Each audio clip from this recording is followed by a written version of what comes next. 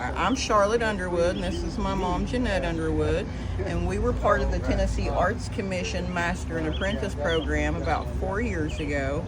And then last year I was part of the master program through South Arts. And what our program was for traditional Appalachian agricultural practices like seed saving heirloom bean seeds. And I'm going to let Mama tell you the story of the bean.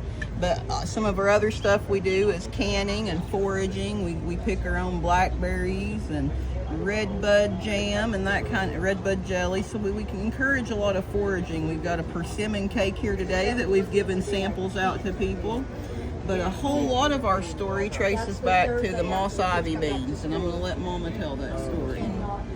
Back in the early 1900s, a man named Hogue Ivy was going to sow down a hay field. When he opened the bag of seed, there were beans like these scattered throughout the seed. So he told his wife and children to sort all the bean seeds out so they could grow them in the garden. And when they did grow them, they really liked the way they tasted and the way they grew, because they don't grow real tall or viney. They're a bush bean. They're a bush bean. That's right. And so they would give samples of seed to their friends and neighbors, and that's how my mother-in-law got started with the moss ivy beans. In the 40s, in the 1940s. That's right. And she gave Mom the seeds Yeah. when Mom married into the family and moved from Chicago down to Campbell County, Tennessee. She moved down in 1967, and Mom has been growing these seeds every year since 1967. So they've been in our family since the 40s, but we can trace their roots back to the early 1900s. Because when I was a little girl in the 1990s, as maybe a teenager, we had a job and we had to go help some ladies that needed their floor fixed. And it turned out those two ladies that needed their floor fixed were the daughters of Hogue and Mossy Ivy. And these ladies were up in their early 90s.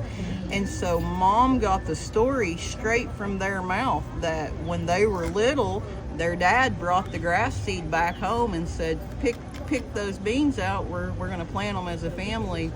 And if Hogue gave people the beans, people would call them Hogue Ivy beans. And if Mossy gave them to people, people would call them Moss Ivy beans. And because Mossy gave them to my Granny Grace Underwood, our family calls them Moss Ivy beans. And I've done a lot of research through grants with South Arts and the Tennessee Arts Commission trying to find other people that have these beans. And I haven't come across anyone else that still grows or propagates them, and our family seems to be some of the last ones. So, but we trade a lot and swap seeds out with a lot of people, and we're trying to continue the story and not let it die out. Yeah. All right. Okay. Well, my name's Charlotte Underwood, and I build cigar box instruments and traditional tack head style banjos and other traditional string instruments. When I was a little girl, I grew up hearing about an ancestor of mine who back in the 30s had built a banjo out of nothing but a stump and some skin and a wire, and I thought, well, I can do that. And about 6 years ago, I started experimenting around and building cigar box instruments. And then about 3 or 4 years ago, I started building with goat skins and doing kind of traditional tack head style banjos, cutting my own rings of wood and securing the skin and doing that. And I do all different kinds of stuff. Some of my instruments are single strings, and I'll use tobacco sticks because we used to be tobacco farmers, and so that's kind of let a little bit of that carry on. But the single strings are so easy that anybody can play them. I teach elementary school kids in the summertime how to build these single string instruments and how to play them, and it's kind of been an outreach. And I'll play You Are My Sunshine real quick.